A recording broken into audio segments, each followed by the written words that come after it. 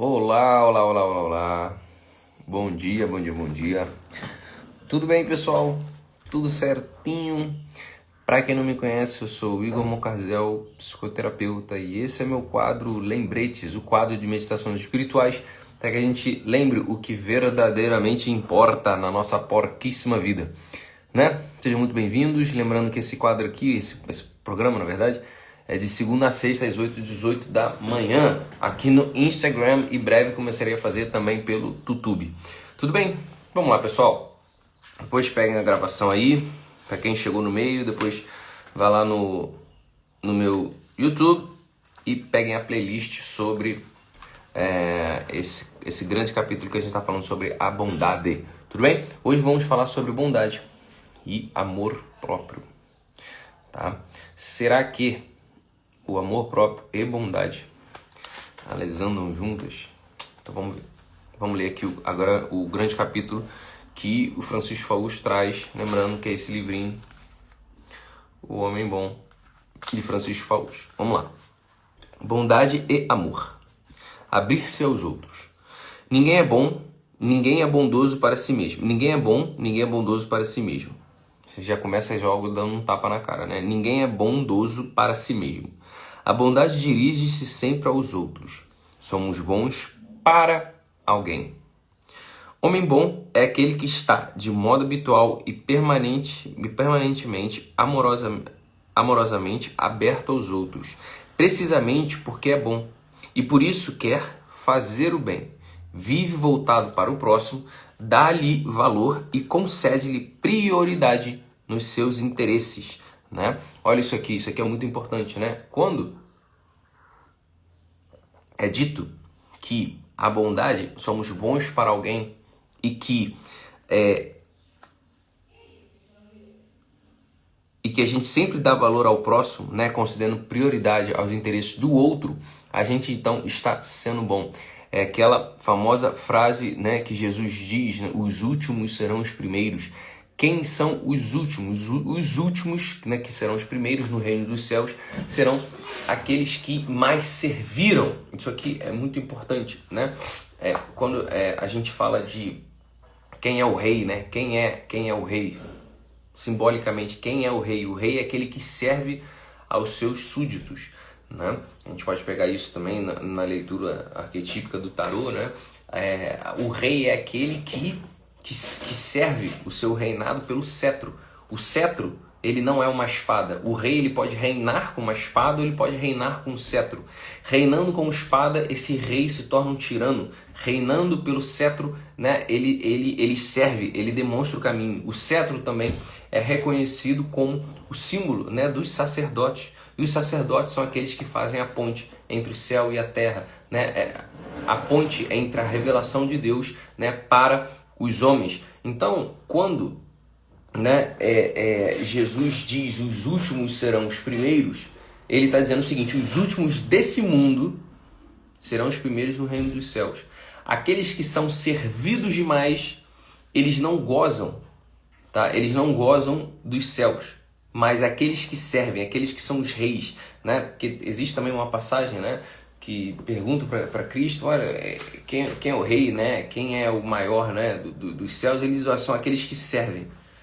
E servir é criar o seu reinado. Então, estou fazendo um grande parênteses aqui, tá? Porque eu percebo que a leitura, vocês ficam desinteressados. Então, vou pegar só alguns trechos aqui e vou fazer mais apontamentos meus, porque eu sei que vocês gostam mais, né? Então, por exemplo, quando vocês criam a família de vocês, né? Quando vocês estão aí no núcleo familiar, o que acontece? O núcleo familiar é um tipo de monarquia, né? É um tipo de reinado. O rei e a rainha. O rei e a rainha. E esse rei e rainha, eles estão como né, o rei e a rainha, o homem e a mulher, quando eles se casam, eles estão o quê? Eles são os reis. Se eles são os reis, eles são aqueles que mais servem, tá? Então, por isso que o núcleo familiar, né, quando o homem e a mulher, eles entendem que eles são o centro desse serviço, o centro desse amor, dessa bondade, eles então passam a servir um ao outro e também aos seus filhos. Então, isso é muito bonito no fundo, né? Então, por isso que a pessoa verdadeiramente boa, ela sempre vai olhar com prioridade os interesses do outro e não os interesses de si mesmo. Cara, galera, peço desculpa porque tem algum vizinho maluco aí pegando uma britadeira, não sei que porcaria é essa aí. Acho que vocês estão ouvindo, não sei se estão ouvindo. Mas tudo bem, espero que não atrapalhe a gravação. Então vamos embora. Continuando a leitura. Para um homem bom, os outros nunca são estranhos. Não os enxerga nunca como inimigos que ameaçam o recinto fechado de seu egoísmo, provocando interferências e criando incômodos. Isso aqui é muito importante. Eu quero ler esse trecho aqui que ele coloca, porque esse trecho ele traz como as pessoas hoje em dia pensam e elas acreditam que isso é amor. Só que na verdade isso é amor próprio. Tá? O quê? O que as pessoas pensam? Tá? Ele está primeiro falando do homem bom e depois ele vai entrar nesse egoísmo de como as pessoas pensam, como é que é esse amor próprio hoje em dia. Ele continua: nenhuma pessoa é alheia ao mundo do seu eu. Os outros, sejam eles quem forem, tenham os defeitos que tiverem, fazem parte do seu universo de afetos e interesses. Isso para o homem bom. Por isso, não o aborrecem, nem o surpreendem, pois o coração mais inclinado a amar, pois tem coração mais inclinado a amar do que amar-se a si mesmo. Grande parte dos sofrimentos, preste atenção nisso aqui, que isso aqui é importante. Eu atendo muito casal, faço terapia de casal, eu também faço uma condução familiar, né? Eu faço instrução familiar também. Faz um tempinho. Grande parte, preste atenção nisso aqui, que isso aqui é a ruína de todo relacionamento, sobretudo casamento. Quando, isso aqui é muito importante, né? Ele fala assim: os outros, sejam que eles forem, têm os defeitos que tiverem, fazem parte do seu único universo de afetos e interesses. A pessoa boa, ela tem um interesse genuíno no amado. Aqui, como ele está falando de uma maneira geral, uma pessoa boa é qualquer pessoa. Uma pessoa boa, ela tem interesse no outro. O outro não é um empecilho, o outro não é um problema, o outro não é um chato, o outro não é um tagarela, o outro não é uma velha surda, né? O outro ele não é aquele vizinho insuportável, o outro não é nada disso. Existe um interesse genuíno no outro. No âmbito familiar, nas relações entre marido e mulher, no mundo conjugal, na vida a dois, quando não há o interesse genuíno no amado, presta atenção no que eu estou te falando, esse casamento ele vai à ruína. Por quê? Porque a partir do momento, presta atenção isso aqui, a partir do momento que um dos dois começar a faltar, a começar a deixar de dar para essa pessoa que se sente lesada por não receber, ela vai começar a cobrar. Ela vai começar a dizer o seguinte: olha, você não me dá mais carinho, você não me dá presente, você não faz mais sexo comigo, você, sei lá, não sai mais comigo, você não faz nada, então eu não quero mais você. Por quê? Porque essa pessoa que não recebe mais, ela só olha para ela. Ela olha para quê? Para as dores dela. Ela olha para quê? Ela olha para o presente que ela deixou de ganhar. Ela olha para o sexo que não está fazendo com o marido ou com a esposa. Ela olha exatamente esse ponto. Ela olha o que falta para ela. Ela não consegue observar que o outro também tem suas dores, também tem as suas dificuldades. De repente está passando por um processo difícil, mas ela não consegue enxergar. Por quê? Porque esse sujeito está tomado de egoísmo. E o egoísmo dentro do relacionamento, sobretudo no casamento, se o egoísmo começar a ser semeado, já era. Vocês irão se destruir. Por isso que o serviço, amar indiscriminadamente, ter um interesse genuíno naquele sujeito, naquele homem, naquela mulher, ter esse interesse, né, interesse real, o interesse assim, vai ser em termos religiosos agora que eu vou falar, porque ajuda, tá? Se você for ateu, né, se você não acredita em nada, tudo bem. Então leva isso de um outro modo. Um dos segredos do casamento para ele funcionar é você olhar para tua esposa, para teu marido, entendendo o seguinte: eu prometi amar essa pessoa até o fim. Essa pessoa. Entendem essa palavra? Pessoa. Eu quero amar ele. Eu não quero amar o carro dele. Eu não quero amar a renda dele. eu não quero amar as viagens com ele, eu não quero amar as diversões com ele, eu não quero amar nada que ele me proporciona ou que ela me proporciona. Tá entendendo isso aqui? Eu quero amar ele por inteiro, ele integralmente. Essa pessoa que se apresenta a mim. Esse universo que hoje, quando eu me caso, ele pode ser uma maravilha, mas pode ser que daqui a 10 anos essa pessoa se perca totalmente espiritualmente, mas eu estarei ali para não deixar essa alma ir para as cucuias. Para não dizer um palavrão. Esse é o ponto. Quando você tem essa visão de que essa pessoa, eu vou amar essa pessoa, independente do que aconteça, porque pode ser que a alma dele vá para o quinto dos infernos, pode ser que ele se perca, pode ser que ele só faça besteira na vida dele. Isso também muda, né? Para a mulher, para o homem, porque é recíproco. Se vocês entenderem isso, o coração de vocês irá dilatar. Aí sim esse casamento vai superar qualquer crise. E cada crise, eu garanto a vocês, por testemunho do terapeuta que ajuda os casais a passarem por crise, vocês voltam mais fortes. É impressionantemente, cada crise que se passa, mais vocês se tornam fortes. Tá? Isso, claro, estou trazendo no âmbito, né, do casamento. Tá? É claro que esse livro aqui está falando de forma geral. Então vamos lá, vamos falar do egoísmo. É próprio do egoísmo ver o próximo como uma ponta de reserva. Vê se não é assim que as pessoas pensam hoje em dia. É próprio do egoísmo ver o próximo como uma ponta de reserva. O outro é, para o egoísta, um possível inimigo que tem que se defender-se ou pelo menos precaver-se. O egoísta tem um coração inteiramente ocupado pelo eu, denso, pesado, como chumbo. Admitir outros dentro de si significa ter que aceitar uma sobrecarga. Aí, ó, olha hoje. As pessoas não querem sobrecarga e as pessoas não querem responsabilidade. Daí que esteja sempre com receio, que lhes perturbem os seus esquemas, né? A sua rotina, os seus planejamentos, né? De que lhe roubem o tempo. Ai, não, eu não quero fazer isso, eu não quero fazer tal coisa, vai me tomar muito tempo, ai, eu não quero ter filho, vou ter dinheiro, vou gastar dinheiro, né? Roube tempo. De que lhe retirem a tranquilidade. Ai, mas se eu fizer tal coisa pelo meu marido, eu vou ter que acordar mais cedo. Ai, se fizer tal coisa pela minha esposa, eu vou ter que, eu vou ter que tirar o lixo, eu vou ter que fazer isso, né? Ai, mas eu não vou ter tempo. Que lhe roubem a tranquilidade.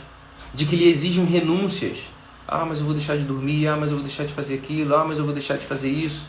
E sofre por ter que aturar defeitos aborrecidos e limitações cansativas. Ah, mas o meu marido é muito chato, mas a minha mãe é muito chata, mas aquele meu amigo é muito chato, como aquela pessoa, meu colega de trabalho é muito chato, ele só faz isso, só faz aquilo, né? Saindo um pouco da família. Cara, as pessoas, elas não querem se aborrecer. Não querem se aborrecer por um aborrecimento bom, que é servir, amar, estar junto. Né? Então o egoísta é mal-humorado e impaciente. As pessoas são um saco. As pessoas me tiram a paciência. As pessoas são assim. Esse é o egoísta. O discurso do egoísta é esse. É sempre o outro que é um problema. Incapaz de dar, só sabe receber. Né? Isso aqui é uma explicação do que as pessoas hoje falam. Eu tô cansado das pessoas, eu gosto mesmo do meu cachorro. Porque o teu cachorro é fácil manipular. Você dá uma comida para ele 2, 3 dias, ele vai te amar, ele vai ser fiel a você. Né? As pessoas gostam hoje de um amor canino, né? De um amor felino. O que é um amor felino? O que é um amor canino? Um amor canino e um amor felino é o seguinte: você dá comida para esse bicho, você dá um pouco de abrigo para esse bicho, você dá um pouco de conforto para esse bicho, pronto. É muito fácil você amar uma pessoa que também te ama. É muito fácil você ser bom com uma pessoa que também é bom com você.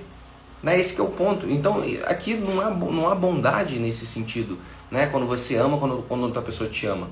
O próprio Cristo falou aqui, mérito há, né? Que mérito há você amar uma pessoa que já te ama.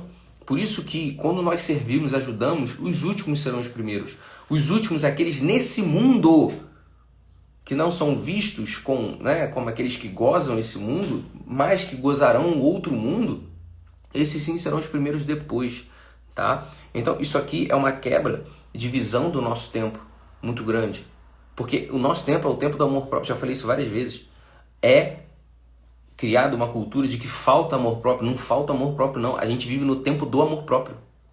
Por isso a gente vive hoje a queda e a ruína dos relacionamentos, a queda e a ruína, né, dessa ideia de cuidar, de ter filhos, a queda e a ruína das amizades verdadeiras, A queda e a ruína realmente de trabalhar bem, de ajudar o teu colega de trabalho, ajudar as pessoas que se cercam, ajudar os desconhecidos. Hoje não tem isso. Não tem. Por quê? Porque as pessoas só querem receber. Elas só querem gozar, elas só querem consumir. Esse é o ponto, né? Essa é a pessoa egoísta no final, certo? Então, aqui no final, para fechar. Pois bem, o coração do homem bom, tal como uma fonte, vive, fonte de água, né? Pensa assim, vive a criar vida e frutos em todos os que cercam.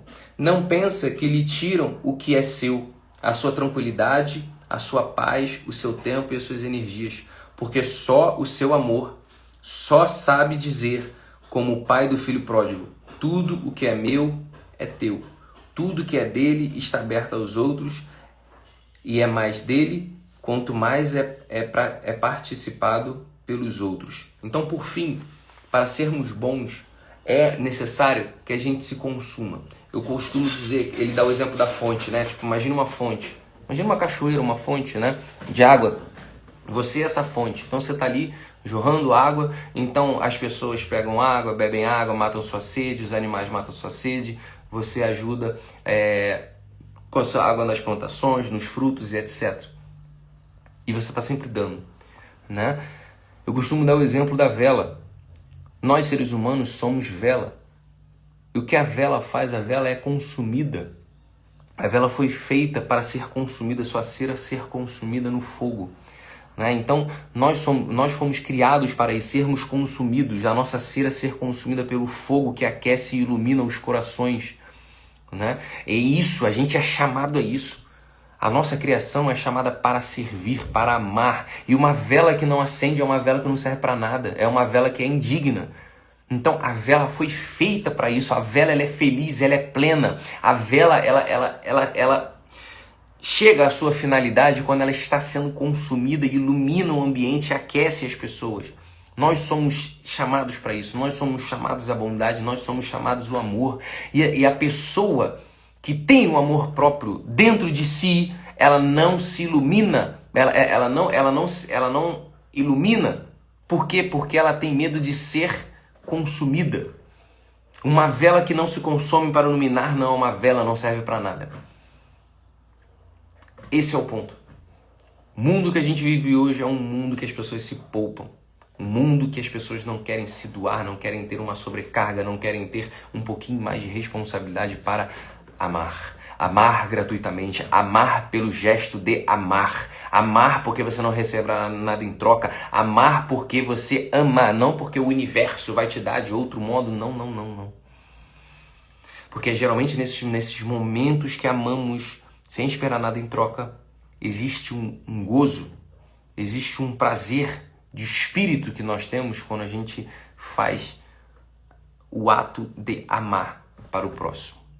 Certo? Muito bem, pessoal. Então, até amanhã às 8h18 para continuarmos as nossas meditações diárias. Beijo, abraço, fique com Deus e tenha um ótimo dia.